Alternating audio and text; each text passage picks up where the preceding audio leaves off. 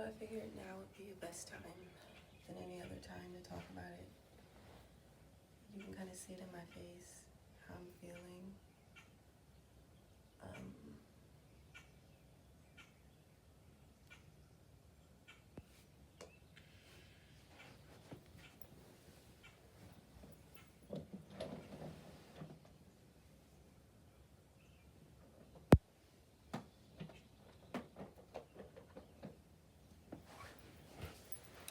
I won't lie, I've never really been good at hiding how I feel or lying, which I realize is, I guess,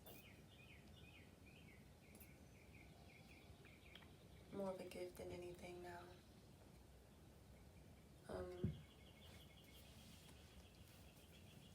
I think I'm also going through stages of grief. I guess this is finally the finale to the whole series that I realize I've kind of been documenting. Is this relationship and what I thought it was, and then realizing, and then re-realizing, grieving, hoping, the whole thing.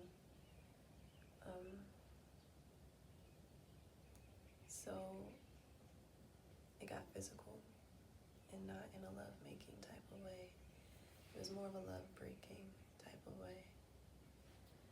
Now I think that true love can never really fade or be revoked. So I won't say that I don't love him anymore. But I feel like the love for myself, my future, my purpose, my connection to God and the divine is much stronger than the love that I have for him. The love that I've learned is most important is that type of love, and the love for myself, and the realization that I'm a soul and a body that is having a human experience, a human journey, and therefore there's people and things that I'll experience on the path that are meant to help me evolve and grow. And that fight was just, it's really like,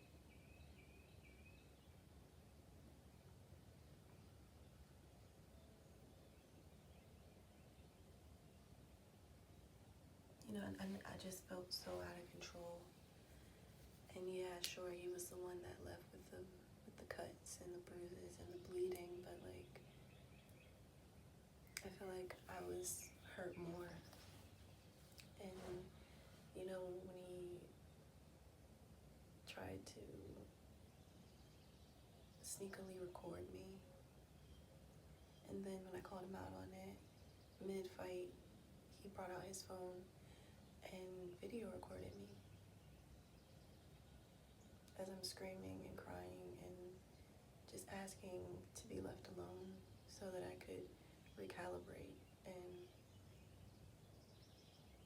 help myself, because I felt so helpless and I felt very alone and scared and deeply sad and betrayed, because there's this same person that said they would never want to hurt me, said they loved me, they cared for me, they wanted to protect me. And it felt like my whole world was turned upside down, and I didn't know when it was going to stop. I felt like I was at the mercy of another person, and I never want to feel that way again. It was hard for me to even breathe. And yeah, I guess, looking from the outside in, it probably seemed as if I was the one that was the aggressor, that I was the problem, that I was starting it. But really, I just wanted to end it. It started with an argument in the street on the way home. A rage that echoed throughout the neighborhood. A sentence simply asking to be left alone. He chased me. It had happened before in the neighborhood street. I came home that day and I locked myself in my room, and he came to the door banging.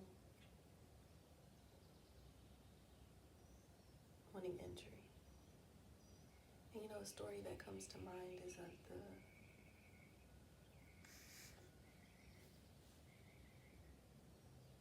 of like the wolf and the three piggies, and how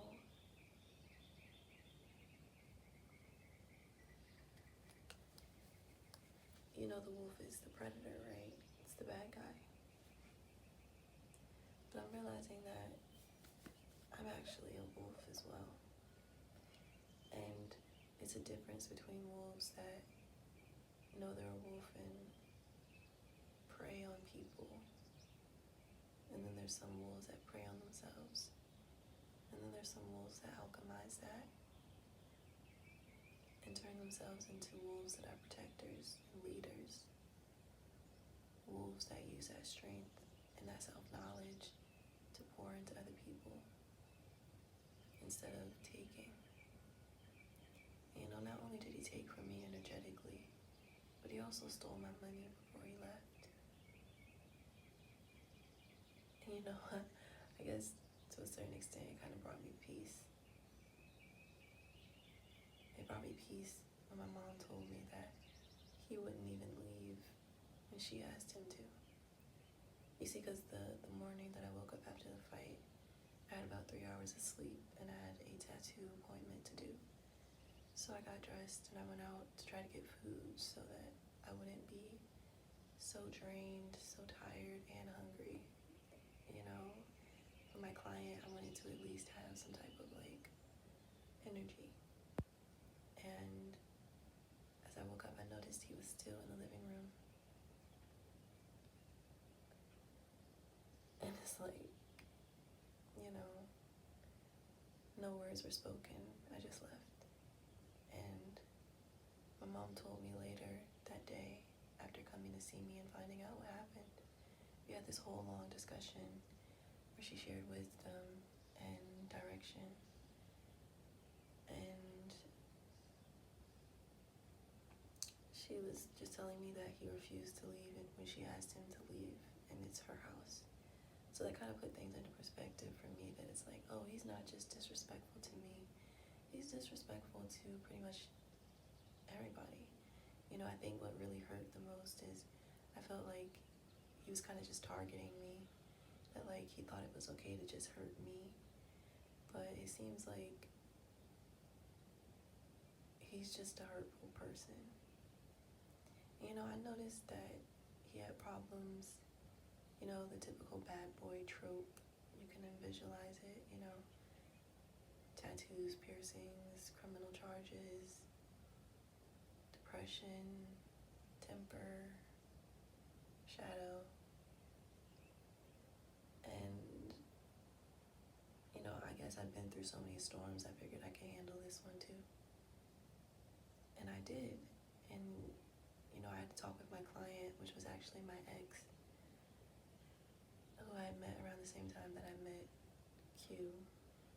And, after the appointment, he just asked me to tell him what was going on. He could tell that I wasn't doing well. And, he shared wisdom and gave me a male perspective. And said such sweet words. And I kind of realized that just because I'm strong doesn't mean that I deserve it, or that I should deal with it or take it. And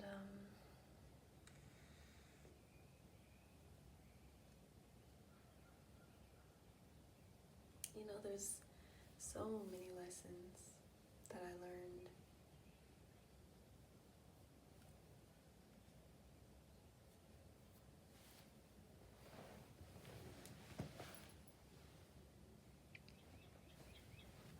There's so many lessons that I learned from this relationship. There's so many things that I feel like I kind of had to live through so that I could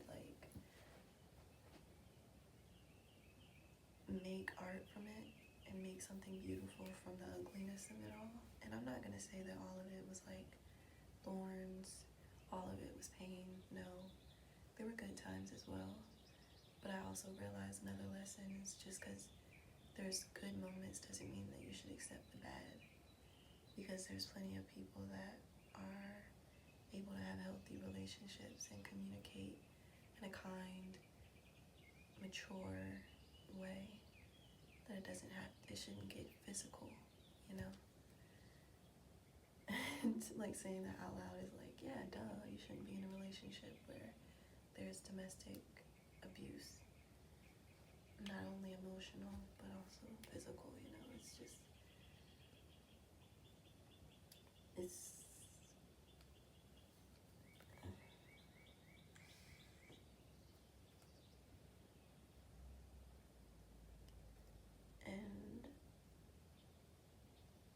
and I don't really feel like I'm at a crossroads anymore. I think now I finally can say that I know what I don't want and where I don't want to be. And so it kind of cleared the way and showed me what I do want and what I do want to be and where I want to go and how I want to use this to help me and to hopefully help others as well. And self-sacrifice, self-sabotage, I feel are kind of the same thing. And I've been to such lows that I think I kind of got used to it. And I kind of felt like, I feel like in survival mode, you kind of,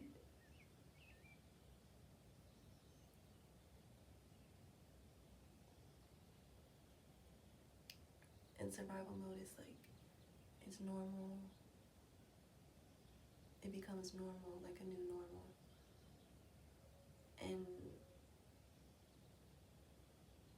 I think everybody's kind of living their own new normals. And I feel like he was kind of in his own. And that just wasn't something that I wanted to be my normal. And I kept holding on to hope so tightly, holding on, until I slipped. And I realized that the person laying next to me, the person who only wants me when I don't want them, is not somebody that really wants me. It's a game that I can't win. It's a game that I didn't want to play. And, I was writing a song earlier, just trying to help myself through what I'm feeling. And Love Isn't War came to mind. And I felt like a lot of the time, the love that we called it, at least that's what we said it was, it felt like I was fighting to be myself, fighting to breathe, fighting to be, fighting.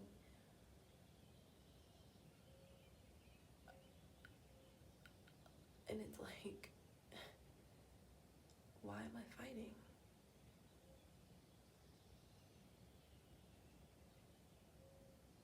Why am I fighting?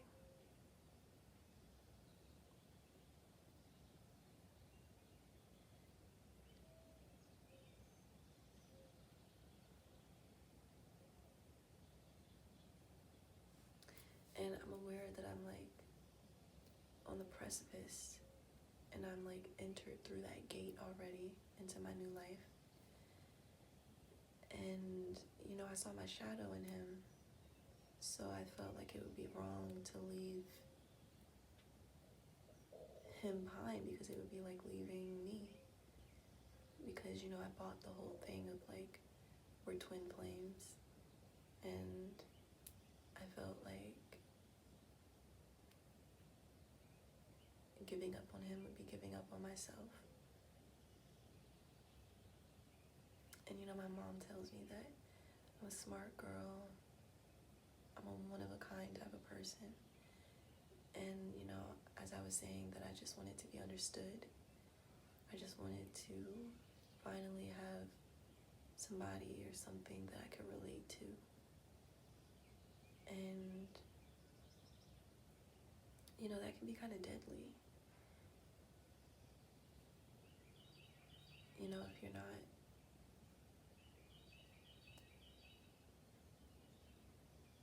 if you're just constantly seeking and not really seeing, that can be dark. And so I just want to keep talking until I feel like I've really figured out or feeled out or just found what I need to find, because I don't want to carry this with me anymore. I just want to set it down. I just really want to be done with it. And I see how blessed I am. So I just want to be here and really be with the blessings.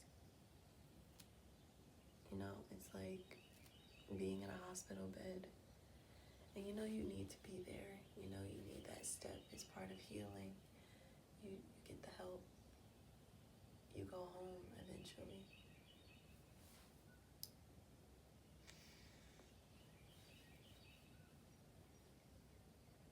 Right?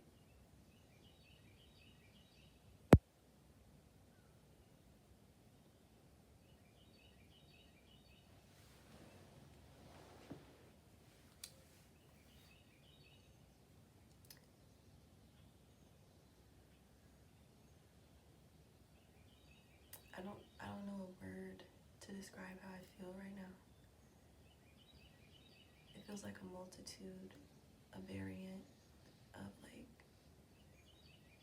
I don't even know the word. Like, I'm grateful because I know that I have this like thing that I made, that I co-created really. And I still have hope. And I still have my strength and connection. So like, I should be happy, right? That the thing that I asked for and wanted is finally mine. That I have the talents to keep it. That I have the wisdom and the knowledge that I need to upkeep it and maintain it. And that I learned the lessons and I survived and I won the fight. I guess it's kind of like governments or like world wars.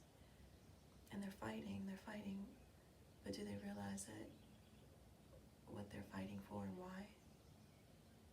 Do they feel victorious after they won? Or do they just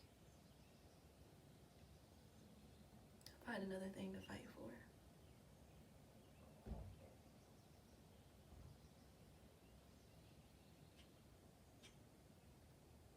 And he called me crazy.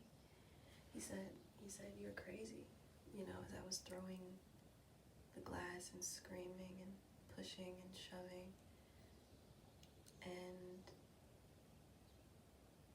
maybe I am crazy. But I know that all I wanted was my freedom. I wanted my peace. I wanted my happiness. I wanted trust and love and equality and acceptance. And these are things that I can give myself. These are things that I can build. These are things that I can nourish and nurture and protect. And I don't need a person next to me to do that. And I realize that now. I realize it now.